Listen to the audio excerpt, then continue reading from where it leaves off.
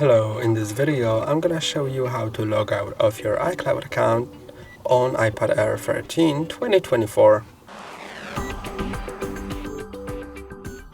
Go to Settings, then click on the top on your profile, then you can click on Sign Out at the bottom, then enter the password to your Apple ID. I'm gonna do it off camera. Then when you've entered the password, you can tap on Turn Off and wait a moment until it signs out.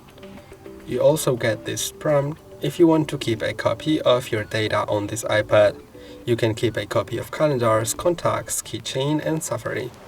I'm not gonna keep a copy of any of those. Just click on Sign Up, Sign Out and then wait.